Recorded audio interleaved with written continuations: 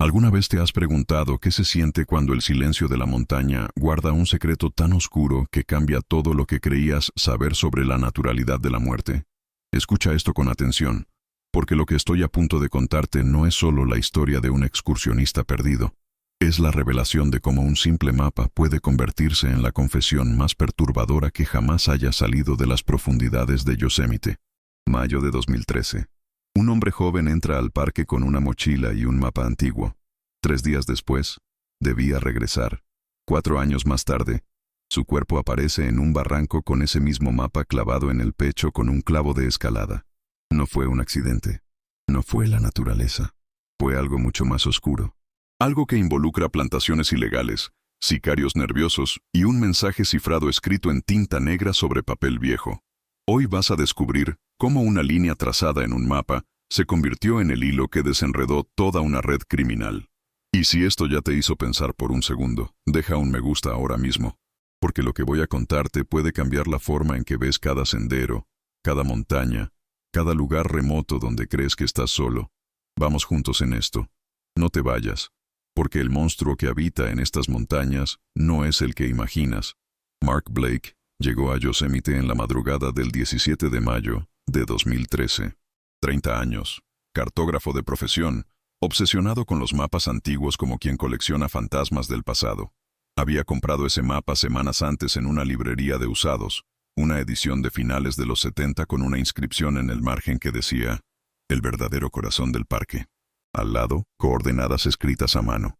Coordenadas que no aparecían en ninguna ruta turística oficial. Coordenadas que lo llamaban como un susurro desde la oscuridad del tiempo. Sofía, su novia, le rogó que no fuera solo. En mensajes privados que la policía incautaría después, ella escribió: "Solo quieres verificar si esa inscripción es real. Prométeme que no irás más profundo tú solo". Mark respondió con esa confianza ingenua que tienen los hombres que creen controlar lo desconocido. "Es solo una pequeña expedición. Quiero ver un lugar donde tal vez hace 100 años alguien dejó una señal". La mañana era perfecta, 70 grados Fahrenheit de día, 45 de noche, sin precipitaciones. Las cumbres nevadas se derretían rápido, dejando los senderos resbalosos pero transitables. A las 9 de la mañana envió su último mensaje por mensajero satelital. "El sol está subiendo. Estoy en la cresta ahora. La vista es increíble. Encontré el camino que estaba en el mapa. Es real y lleva más profundo hacia el desfiladero de Lee Vining. Todo está bien. Puede que esté fuera de cobertura hoy. Regresaré mañana como prometí. Te amo". Las coordenadas registradas por el sistema satelital marcaban un punto a casi 2 millas del sendero oficial más cercano. Área considerada difícil incluso para excursionistas experimentados. Laderas empinadas, rocosas, suelo inestable, fisuras profundas. Después de eso, ninguna señal más. El silencio de Yosemite lo tragó como traga a todos los que se atreven a ir donde no deben. Y nadie supo entonces que ese punto desde donde Mark envió su última palabra sería la clave de uno de los casos más misteriosos en décadas. Cuando no regresó el 19 de mayo a las 6 de la tarde, Sofía reportó su desaparición. La operación de búsqueda comenzó a la mañana siguiente. Guardabosques, voluntarios, equipos caninos, un helicóptero con cámara térmica. Días enteros rastreando cada metro cuadrado de la zona. Pero las montañas no devolvían nada. Solo ecos, solo piedras, solo viento que distorsionaba las voces hasta volverlas ininteligibles. En el 8º día encontraron su campamento.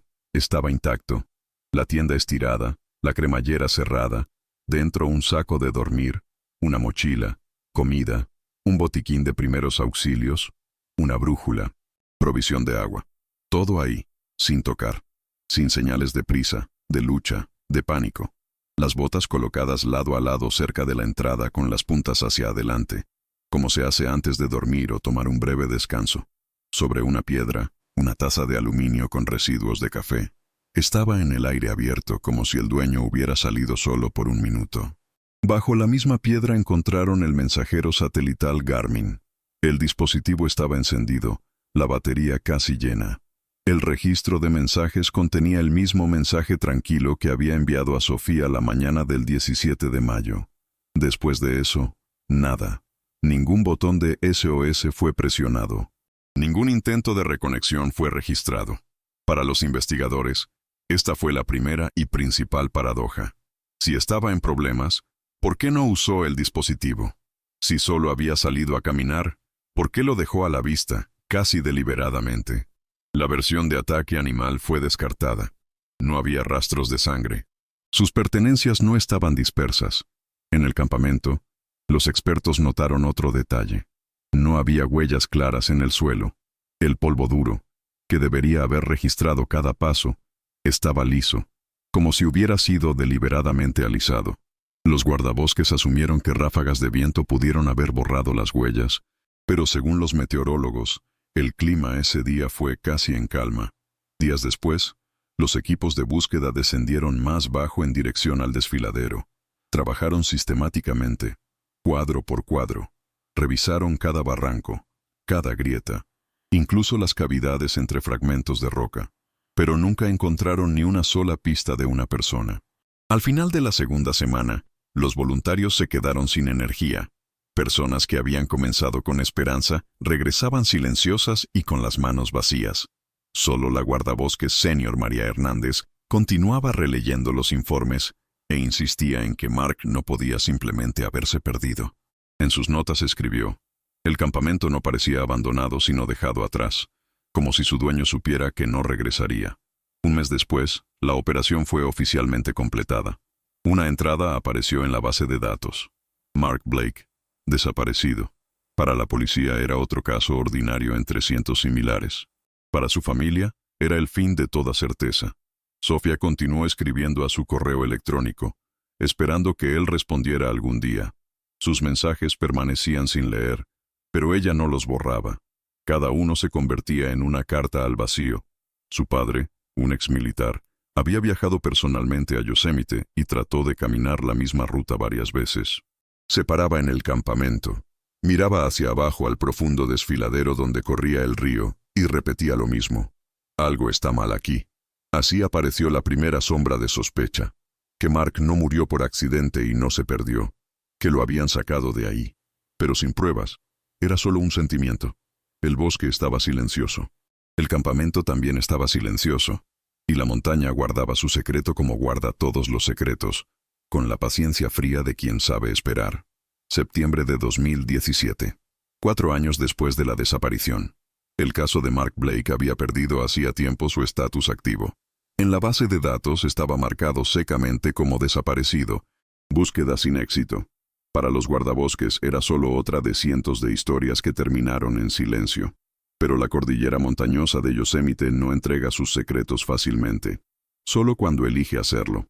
El 15 de septiembre, un grupo de 3 escaladores de Sacramento estaba subiendo una ruta desafiante conocida entre escaladores experimentados como la Cresta Plateada. Era un área remota del desfiladero de Lee Vining, donde no hay senderos oficiales y apenas algún turista pone un pie. A una altitud de más de 9,000 pies, decidieron hacer una pausa en una grieta de piedra estrecha que descendía entre 2 paredes de granito. Uno de ellos, un guía experimentado llamado Jonathan Case, notó un brillo extraño abajo. Al principio pensó que era un pedazo de metal o restos de equipo de uno de los grupos anteriores, pero cuando se arrastró más profundo, los rayos de la linterna iluminaron un pedazo de tela que parecía ser parte de una chaqueta. Debajo había un cuerpo humano, medio cubierto con piedras pequeñas. Estaba acostado boca arriba, encajado entre las losas. La tela en el pecho estaba pegada por el tiempo, pero un objeto metálico era claramente visible a través de ella. Un gran clavo de escalada con lo que parecía papel clavado al cuerpo. Case se detuvo. Inmediatamente se dio cuenta de que no era un entierro reciente, pero el aspecto de lo que colgaba del pecho era demasiado inusual. Cuando los rescatistas recuperaron el cuerpo, todas las dudas desaparecieron. Habían encontrado a Mark Blake, quien había desaparecido 4 años antes, y lo que llevaba consigo dio vuelta a la historia de su desaparición. Clavado en su pecho, atravesando su ropa y piel, había un viejo mapa topográfico de Yosemite. Sus bordes estaban oscurecidos y deshilachados, pero las marcas permanecían claras. Una ruta estaba dibujada en él con marcador negro. una línea que comenzaba en el punto donde se encontró el cuerpo y se extendía lejos hacia el suroeste, hacia un área montañosa designada como la piscina salvaje del paraíso. La condición del cuerpo sorprendió a los expertos. A pesar de 4 años, no se había convertido en un esqueleto. El aire frío y seco del desfiladero, la falta de humedad e insectos, ralentizaron el proceso de descomposición. El rostro estaba desfigurado, pero la ropa permanecía casi intacta. Una chaqueta azul, pantalones gris oscuro y botas de senderismo. Estos eran los artículos confirmados más tarde por Sofía Brenner, su novia. Cuando los investigadores llegaron a la escena, les llevó varias horas remover el cuerpo de la grieta. Todo alrededor fue cuidadosamente fotografiado y etiquetado. No había señales de lucha o arrastre en las piedras, ni huellas de botas, ni restos quemados de fuego. El cuerpo estaba acostado allí como si alguien lo hubiera puesto con cuidado y lo dejó. La investigación fue dirigida por el detective del distrito Liam Walsh. Exmilitar, había servido con la división criminal del condado de Mammoth durante más de una década y tenía experiencia en casos que involucraban parques nacionales. Le interesaba no solo la muerte, sino también el mapa. Parecía un mensaje, preciso, pensado, no accidental. El mapa fue removido del cuerpo con el máximo cuidado. El análisis mostró que era efectivamente viejo, una edición de finales de los 70, pero la línea negra que conducía más abajo fue dibujada recientemente. La tinta no estaba desvanecida y el papel tenía marcas claras de un tipo moderno de marcador. Esto significaba que el mapa había sido tocado después de la muerte de Blake. La ruta conducía a un área que no tenía nombre oficial en ningún mapa moderno, solo uno convencional: Piscina del Paraíso. Este lugar había sido considerado inaccesible durante mucho tiempo, y los guardabosques rara vez lo visitaban debido a la espesura densa y falta de senderos. Fue allí donde el detective Walsh decidió ir con su equipo. El viaje tomó 2 días. Su expedición viajó a pie usando navegadores GPS y drones. Después de muchas horas de caminata, encontraron señales de actividad humana: tuberías de plástico, latas de plástico rotas y pedazos de película de plástico. Unos cientos de yardas abajo, en un hueco profundo, yacía lo que había sido una plantación de marihuana. Se veía abandonada, pero no vieja. El sistema de riego, hecho de mangueras de jardín, seguía intacto, y había marcas de zapatos frescas en el suelo. Algunos de los contenedores de fertilizante estaban abiertos como si la gente hubiera dejado el lugar con prisa. Los expertos forenses encontraron varias piezas de evidencia entre los restos del campamento. En el suelo había casquillos vacíos de un rifle calibre 38. En un contenedor de plástico, fragmentos de bolsas de fertilizante que podrían usarse para rastrear el lote de suministro. Y lo más importante, un recibo roto de una gasolinera en Fresno. El recibo estaba muy dañado, pero después de la reconstrucción, la fecha de hace unos 2 años y parte del número de tarjeta de crédito eran visibles. Fue un descubrimiento inesperado. Entre la mafia del efectivo solamente, la aparición de un cheque bancario podría significar un error que le costaría caro a su dueño. Para el detective Walsh, todo tenía sentido. La plantación recientemente abandonada, las armas, el equipo y el viejo mapa clavado en el pecho de Mark Blake. Parecía como si él hubiera tropezado accidentalmente con este lugar en 2013 y pagó por ello con su vida. Pero la pregunta permanecía: ¿quién dejó el mapa y por qué conducía exactamente aquí 4 años después de su muerte? Walsh se dio cuenta de que solo una cosa podría proporcionar una respuesta: el nombre en ese desafortunado cheque. Incluso una pieza de evidencia casi borrada podría llevarlo a las personas que habían destruido al testigo y estaban tratando de borrar su propio rastro en las montañas. Fue desde ese momento que la investigación comenzó de nuevo, no como un caso de desaparición, sino como un caso de asesinato premeditado. Yosemite, que había estado en silencio durante años, finalmente habló.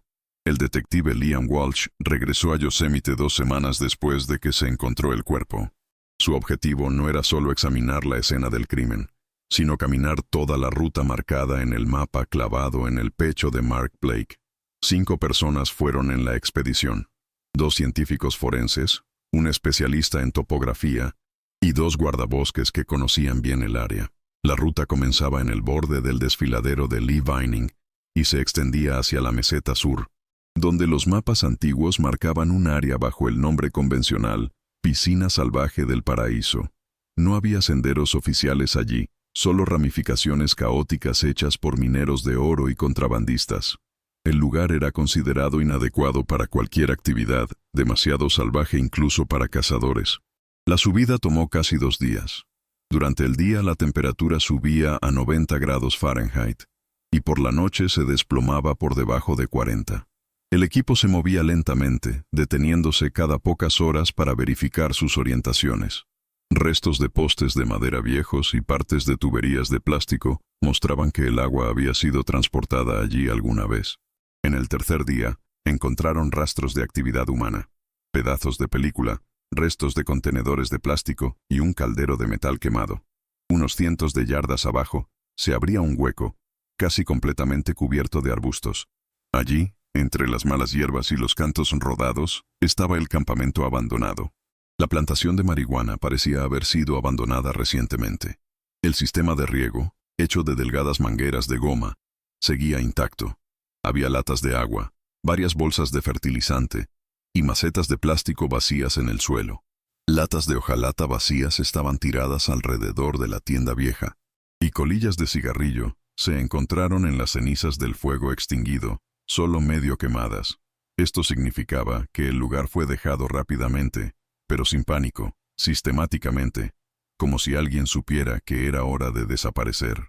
Los expertos forenses comenzaron su trabajo sistemáticamente. Examinaron cada metro del territorio, tomaron fotos, muestras de suelo e impresiones de zapatos. En varias piedras encontraron casquillos de rifle calibre 38, los mismos que aparecerían más tarde en los informes. No había huellas en los casquillos, pero la corrosión indicaba que habían sido disparados recientemente, no más de 1 año atrás. Sin embargo, el artículo más valioso fue encontrado donde nadie lo esperaba. Bajo un montón de basura cerca de un generador quemado, el detective Walsh notó un pedazo de papel arrugado y parcialmente carbonizado.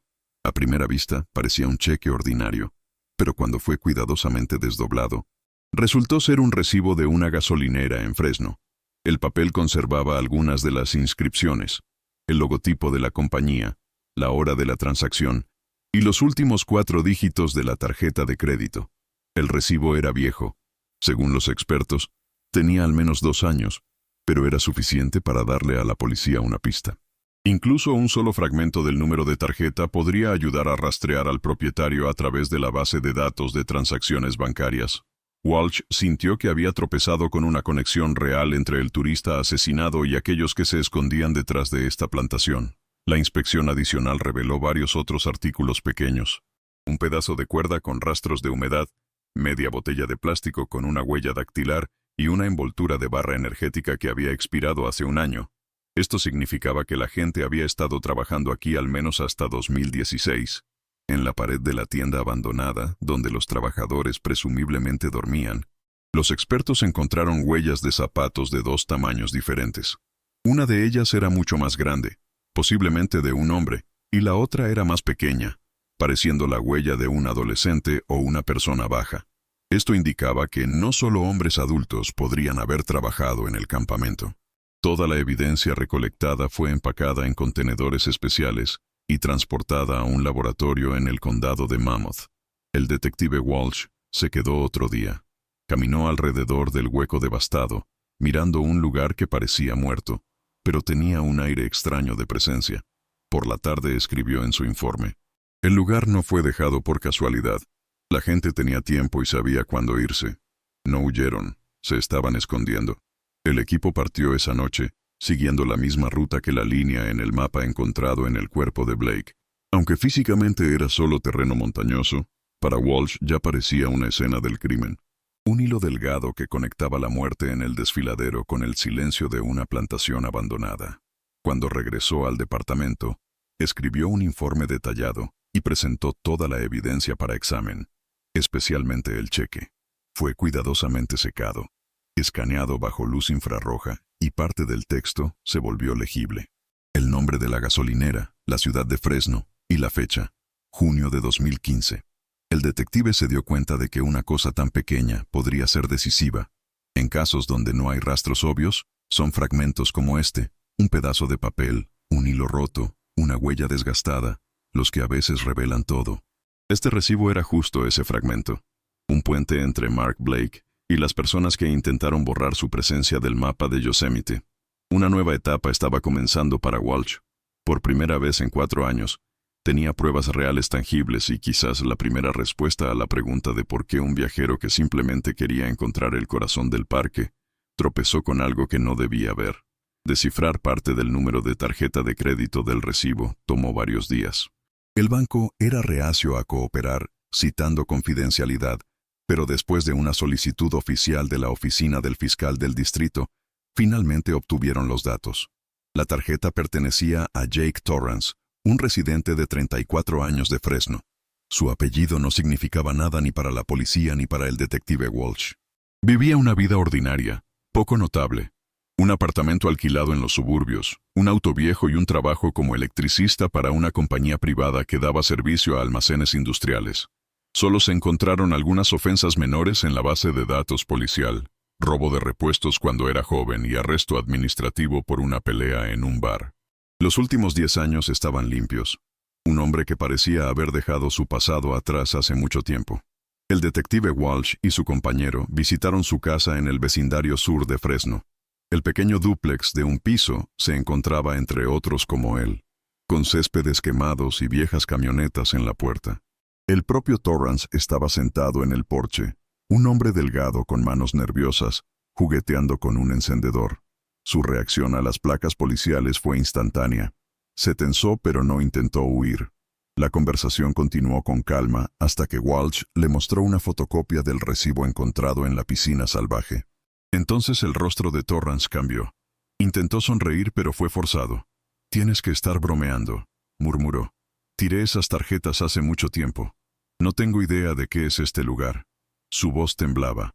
Walsh respondió con calma que habían encontrado el cheque junto a una plantación ilegal en las montañas de Yosemite y preguntó si había estado allí. Después de unos minutos de silencio, Torrance bajó la cabeza. Su historia comenzó a desmoronarse. Al principio dijo que solo estaba de paso por el parque camino a visitar amigos. Luego, cuando se le recordó la fecha de la transacción en el cheque, junio de 2015, admitió que efectivamente había estado en las montañas, pero solo trabajando. Según él, hace 2 años recibió una orden corta para reparar un generador e instalar iluminación en un campamento de campo. Le pagaron en efectivo generosamente, sin preguntas ni contratos. El hombre que ordenó el trabajo se llamaba Greg. No dio su apellido. Torrance asumió que era algún tipo de campamento científico. Vio varias tiendas, contenedores de plástico y cables que se extendían hasta una toma de agua, pero no vio armas, guardias ni rastros de drogas. Juró que no sabía que era ilegal, dijo, retorciendo sus manos. Parecían trabajadores normales. Hice mi trabajo, pasé la noche y me fui. Antes de irme, paré en una gasolinera y compré un café y un sándwich. Ni siquiera pensé que podría hacer la diferencia. Los detectives escucharon cuidadosamente. Sabían que parte de la verdad estaba escondida detrás de las pequeñas cosas. Cuando Walsh le mostró una foto de la tarjeta que había encontrado del cuerpo de Mark Blake, Jake desvió la mirada. Sus manos empezaron a temblar otra vez. Entonces escuché a uno de ellos decir algo sobre un turista que no apareció a tiempo. Susurró. Pensé que era solo charla, pero tal vez era ese hombre. Torrance describió a Greg como un hombre de mediados de 50 con cabello oscuro, una cicatriz sobre la ceja derecha y un temblor en la mano izquierda. Dijo que se comportaba con confianza, pero tenía una mirada fría y vacía, el tipo de persona que estaba acostumbrada a dar órdenes. Greg hablaba con dureza sin bromas, fumaba constantemente y se aseguraba de que nadie tomara fotos del campamento. Cuando Walsh preguntó si Torrance podría reconocer al hombre, respondió: «Sí, si lo veo de nuevo sin duda». Su voz se volvió más tranquila y pidió garantías de protección. Su miedo era genuino. Después del interrogatorio, Torrance fue liberado, dejándolo bajo vigilancia encubierta. No parecía un asesino. Había algo más en sus ojos. El pánico de un hombre que se da cuenta de que se ha convertido en parte del crimen de otra persona, sin haber hecho nada conscientemente. Walsh escribió en su informe: «El testigo no es confiable pero creíble. Su miedo es real. Sus palabras son una coincidencia que no se puede ignorar». Por primera vez en los años de investigación, el detective tenía un nombre: Greg Miller, un nombre que podría haber pertenecido al organizador de la plantación o al hombre que había adjuntado el mapa al cuerpo del viajero. Esa noche, Walsh revisó archivos antiguos de los archivos del departamento. Casualmente, había varias personas con ese nombre en la base de datos, pero solo una tenía antecedentes penales por posesión de armas y vínculos con cultivadores ilegales de cannabis en el centro de California. Pero se necesitaba más para estar seguro. Jake Torrance dejó atrás no solo una historia, sino un hilo delgado, frágil, pero real, que conduce más profundo en una red que comenzó con un mapa clavado en el pecho de un excursionista muerto. Walsh se dio cuenta de que ya no estaba solo investigando un asesinato. Se estaba acercando a personas que se habían estado escondiendo entre las montañas y bosques durante años, usando la naturaleza como escondite. Y el nombre de Greg Miller era la primera piedra en esta cadena oculta. El detective Liam Walsh comenzó con algo simple, una base de datos policial. Pero el nombre Greg Miller arrojó más de 100 coincidencias en toda California. Algunos de ellos eran ciudadanos ordinarios, algunos exdelincuentes, y solo un puñado tenía vínculos con el cultivo ilegal de marihuana en áreas cercanas a Yosemite. El trabajo fue lento. Cada nombre fue verificado contra órdenes antiguas, casos judiciales e informes de arresto. Finalmente, después de varios días de intenso escrutinio, el sistema produjo una coincidencia. Gregor Miller, 52 años, nativo del condado de Madera. Sus antecedentes penales incluían tráfico de drogas, agresión a un oficial de policía y 2 periodos en una colonia penal. Su último informe, fechado 3 años antes, establecía que estaba temporalmente inactivo. Esta redacción significaba que la persona había desaparecido de vista, pero no necesariamente abandonó el caso. La última dirección conocida de Miller estaba en un pequeño pueblo cerca de la frontera sur del parque. Era un paisaje estadounidense típico con caminos polvorientos, tiendas turísticas empaquetadas y motel con letreros descoloridos. Cuando Walsh y su compañero llegaron, la casa estaba vacía. Un remolque deteriorado se encontraba en un lote cubierto de maleza, y las ventanas estaban cubiertas con madera contrachapada. Los vecinos informaron que Miller había desaparecido hace aproximadamente un mes, alrededor del momento en que se encontró el cuerpo de Mark Blake. Una mujer, la dueña de un campamento cercano, recordó que últimamente había parecido agitado, casi asustado. A menudo por la noche se iba en dirección al parque, regresando por la mañana. A veces se le veía con un joven llamado Liam, quien trabajaba en una tienda local de equipo al aire libre. Al día siguiente, Walsh fue allí. La tienda era típica de pequeños pueblos turísticos. Estantes con brújulas, linternas, alimentos enlatados, un póster con un mapa del parque en la pared. El vendedor, un joven con cabello rubio corto, estaba guardando cajas de mochilas nuevas. Se presentó como Liam Cartwright. Respondió a la pregunta del detective sobre su conocimiento de Miller brevemente. Sí, lo conozco. Venía algunas veces. Compraba cilindros de gas, cuerdas, y eso era todo. Su voz sonaba uniforme, pero sus ojos traicionaban tensión. Walsh calmadamente colocó las fotos frente a él. Una plantación abandonada. Un mapa clavado al cuerpo de Blake. Luego, sin decir una palabra, sacó una imagen del propio Mark. El rostro de Liam cambió instantáneamente. Sus manos temblaron. Miró la foto durante unos segundos, luego se apartó. Cuando el detective preguntó cuándo vio por última vez a Miller, respondió en voz baja. Hace aproximadamente un mes. Estaba extraño. Dijo que había un problema, que un hombre había visto algo que no debería haber visto. Después de eso, Liam dijo más. Ayudó a Miller a entregar suministros profundamente en el parque varias veces. Combustible, alimentos enlatados, latas de agua. Le pagaban en efectivo sin explicación. Greg le dijo que era para trabajadores estacionales, pero le prohibió acercarse al campamento. La última vez que regresó, estaba pálido y silencioso. Dijo solo una cosa. Se acabó. Si alguien pregunta, no me conoces. 2 días después de ese incidente, Miller desapareció. Su remolque estaba abierto y un pedazo de papel con una nota corta en él fue dejado sobre la mesa de la cocina. No le digas a nadie. No es asunto tuyo. Liam mostró la nota a Walsh. La escritura era firme con inclinaciones agudas. No había firma. Todas las pertenencias de Greg seguían allí. Ropa, herramientas, una vieja radio portátil. Solo faltaban su teléfono y una pequeña maleta. El detective registró toda la evidencia.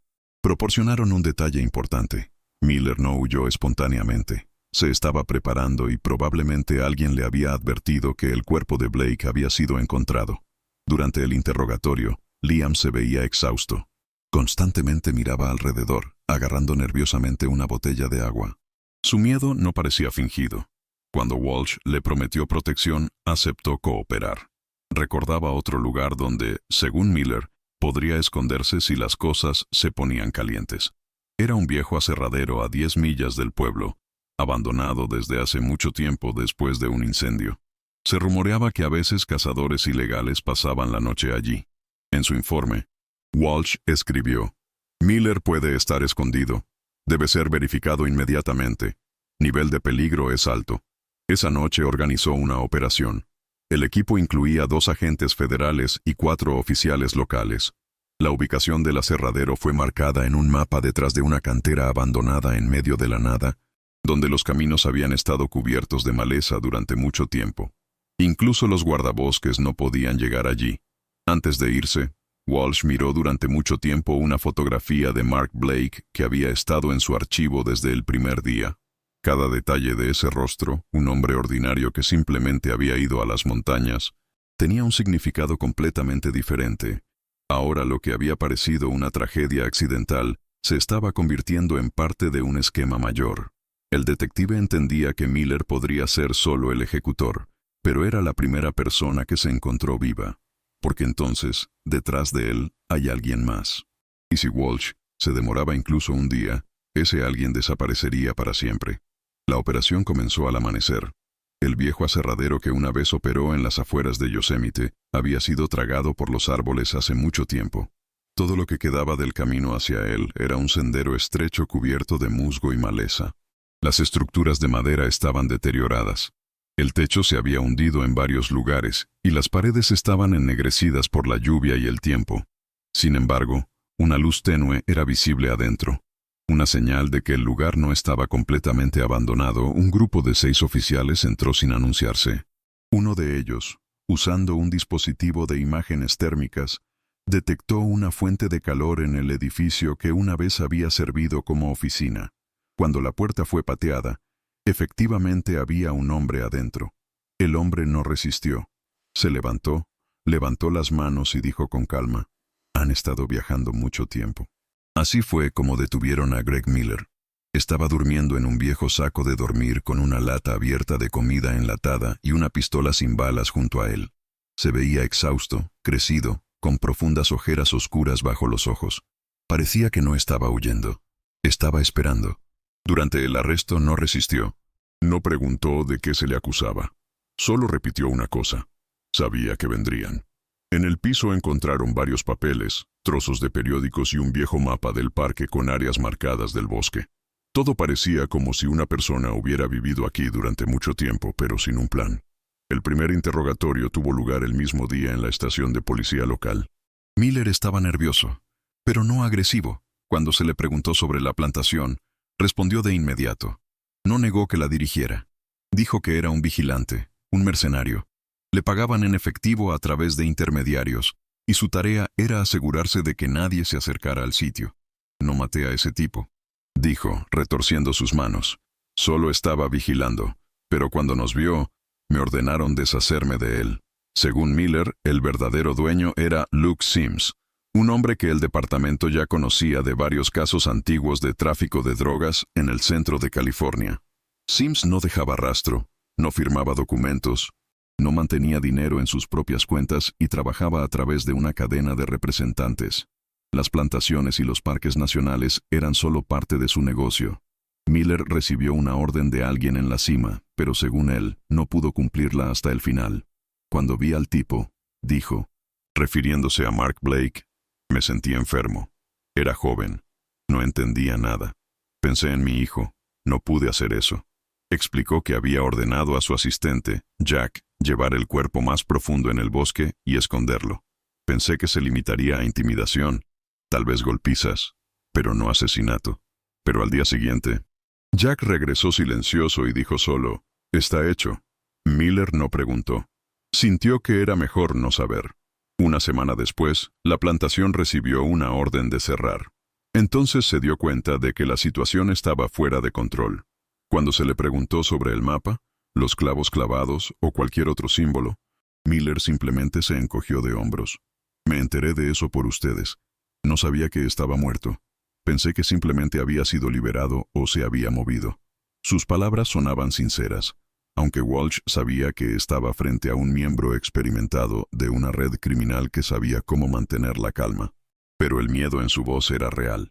Miller no tenía miedo de la prisión, sino de las personas que estaban por encima de él. Durante el interrogatorio repitió el nombre Luke Sims varias veces. Dijo que controlaba no solo una plantación, sino toda una red que se extendía desde el norte de California hasta Nevada. El dinero de la venta pasaba a través de compañías ficticias, algo se transfería a través de criptomonedas. Cuando Walsh preguntó cómo lo contactaban, Miller respondió: a través de intermediarios, nunca llamé directamente. Todas las órdenes fueron pasadas por Jack. Él estaba con correa corta. Este nombre apareció nuevamente en el caso. Jack, un asistente, un ejecutor, una sombra. Miller no sabía su nombre real, solo que tenía un tatuaje en el cuello de un pájaro ardiente y siempre usaba una gorra de béisbol negra. Cuando la conversación se volvió hacia Mark Blake, Miller se quedó en silencio. Parecía tener dificultad incluso para decir su nombre. Se sentó mirando la mesa y solo después de unos minutos susurró: no quería que muriera. Solo quería que desapareciera. Dijeron que si no lo hacía, me harían lo mismo a mí.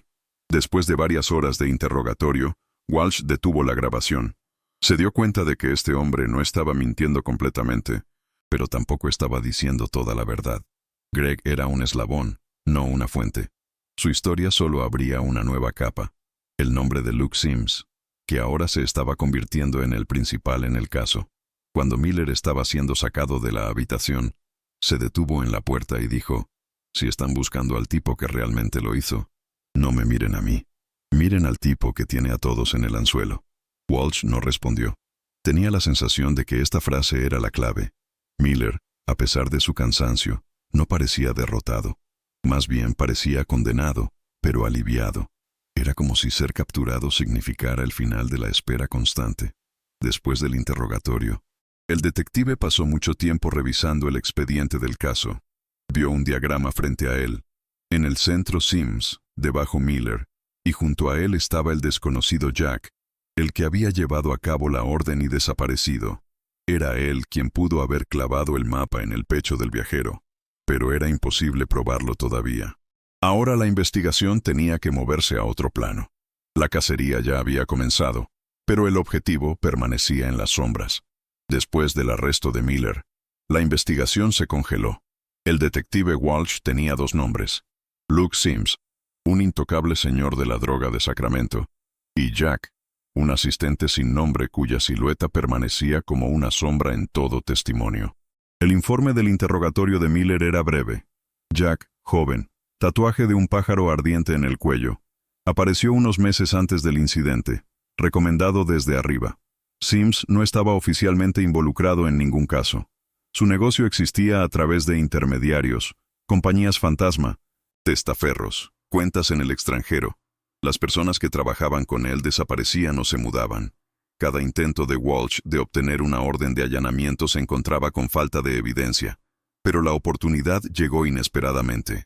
Durante una redada en un almacén en el área industrial de Sacramento, la policía incautó varios teléfonos celulares antiguos que los agentes creían que eran usados por la gente de Sims. Uno de los dispositivos era personal, un modelo sin tarjeta SIM, pero con memoria activa. Los contactos incluían solo unos pocos nombres, sin números. Uno de ellos se destacaba: Cota. Cuando el departamento técnico recuperó los datos eliminados, apareció en la pantalla un número registrado a Jacob Ryan, un hombre de 26 años de Carson City, Nevada. Ex mecánico, ahora desempleado, tenía antecedentes de ofensas menores: vandalismo, posesión ilegal de armas. Su nombre no había aparecido en bases de datos policiales durante varios años.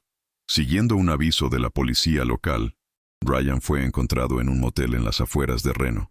Una habitación pequeña con cortinas sucias, una ventana abierta y un boleto a México para el día siguiente sobre la mesa. Cuando tocaron la puerta, no intentó huir. Solo levantó lentamente los brazos. Había un periódico impreso en la cama con una historia sobre el descubrimiento del cuerpo de Mark Blake. Durante el interrogatorio, Jacob Ryan estaba tranquilo. Respondía preguntas sin emoción, con pausas cortas como si estuviera pesando cada palabra. Sí, trabajé para Sims, dijo, pero no quería hacerlo. Walsh no interrumpió. Ryan explicó que hace unos años se encontró en deuda. A través de sus amigos fue presentado a la gente de Sims. Se convirtió en mensajero, entregando equipo, combustible y comida. Más tarde estuvo involucrado en operaciones de limpieza cuando tenía que limpiar campamentos o monitorear el territorio. El día que Mark Blake llegó a la plantación, Sims dio una orden. Resuelve el asunto. Esto significaba eliminar al testigo. Miller, quien se suponía que debía hacerlo, vaciló. Entonces Sims envió a Ryan. Lo vi, dijo Jack en voz baja. No luchó. Solo me observó acercarme.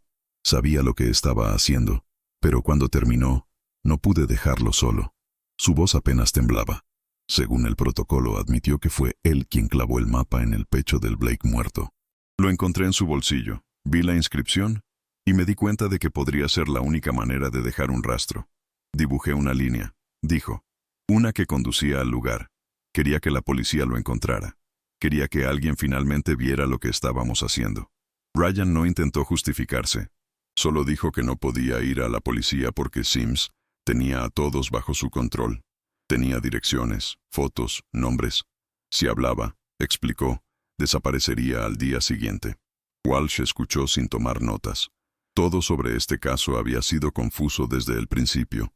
El mapa, la plantación abandonada, las personas que desaparecían después de cada pregunta. Pero ahora todo estaba encajando.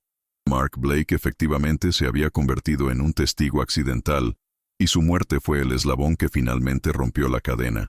Unas horas después del interrogatorio, los detectives recibieron una orden de arresto para Luke Sims. La operación en Sacramento salió sin contratiempos. Documentos, grandes cantidades de efectivo, computadoras con archivos contables y varias fotografías de las áreas montañosas fueron encontrados en su casa. Una de las imágenes coincidía con la ubicación donde se encontró el cuerpo de Blake. Para Walsh, era el final del caso, pero no una victoria. Cuando regresó a California, lo primero que hizo fue ir a ver a Sophia Brenner. Ella vivía en el mismo apartamento donde solía esperar mensajes de las montañas. El detective estaba parado en el umbral con una carpeta delgada en las manos. Contenía copias de informes, testimonios y fotografías. Podría haber dicho que el asesino fue capturado, que se había hecho justicia, pero las palabras se atascaron. Solo extendió la carpeta y habló suavemente. Lo encontramos. ¿Y a quiénes lo hicieron? Sofía estaba en silencio. Luego hizo una pregunta. ¿Sufrió? Walsh no respondió. No estaba autorizado para hablar de detalles. El informe era seco. La muerte fue instantánea debido a trauma craneal, pero tales cosas no traen alivio. Esa noche estuvo parado junto al auto durante mucho tiempo, mirando una copia vieja del mapa de Yosemite, el mismo que había sido clavado a su cuerpo. Había una línea audaz de marcador negro en él, que ahora conducía no profundo en el bosque, sino a los nombres tachados en el protocolo. El caso de Mark Blake fue oficialmente cerrado, pero había una pregunta en la mente de Walsh que no podía poner en el informe. ¿Hasta dónde puede llegar una persona cuando intenta sobrevivir? ¿Y puede una decisión correcta borrar crímenes previos? No había respuestas. Como siempre en estas montañas, al trueno le siguió el silencio, tan frío como la piedra del desfiladero donde la verdad había estado acostada durante 4 años. El silencio de Yosemite es un bisturí que corta sin anestesia. Mark Blake entró buscando el corazón del parque y encontró el corazón oscuro de los hombres que convierten la naturaleza en tumba. El mapa clavado en su pecho no fue crueldad gratuita.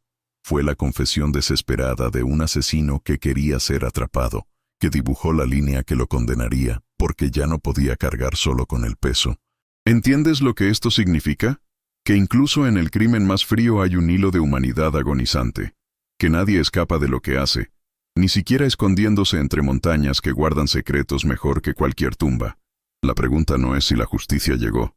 La pregunta es, ¿cuántos mapas más hay clavados en cuerpos que aún no hemos encontrado?